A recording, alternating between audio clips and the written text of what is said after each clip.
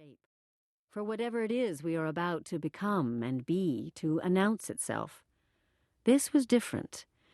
There was, I supposed, no next thing. Now I stirred, shifted my weight. My husband turned.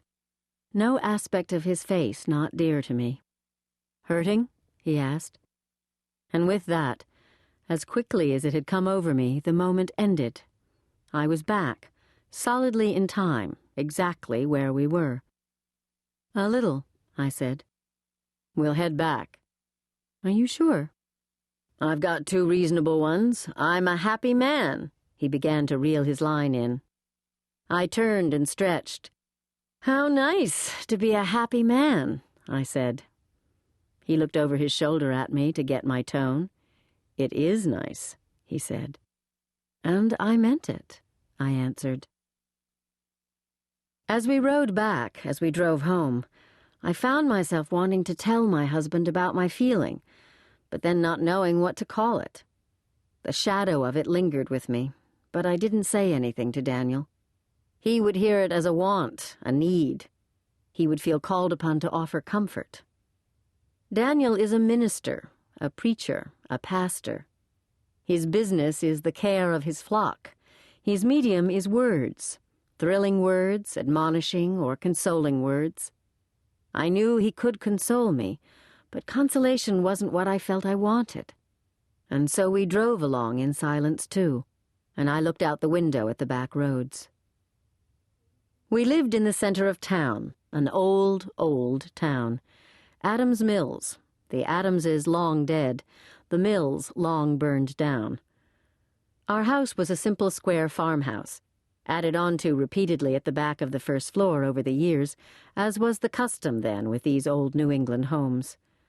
We had an unpainted barn behind it, and behind that was a small meadow which turned to pine woods at the far edge.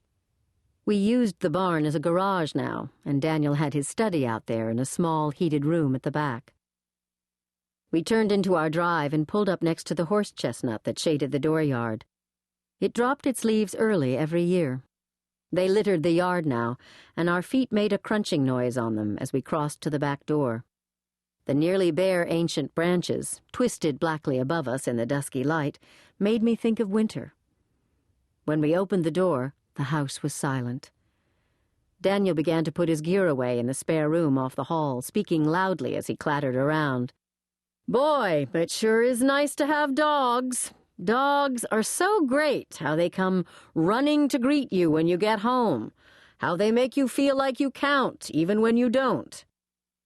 When I came out a few minutes later, all three dogs had finally bestirred themselves from wherever they'd been nesting and were whacking their happy tails around the kitchen. Daniel was cleaning his fish at the sink, the smell already suffused the air, and there was hope of food for them. Nothing excited them more. They barely greeted me. The answering machine was blinking. I turned it on. There were 3 messages, all for Daniel, which was the way it usually went, except when I was on call. I'm a veterinarian, and the crises among animals, less complex, more manageable than those of humans, are actually very much a part of my choice of profession. Daniel had turned slightly from the counter to listen to the calls, and I watched his face as he took them in. One about relocating a confirmation class because of a scheduling conflict.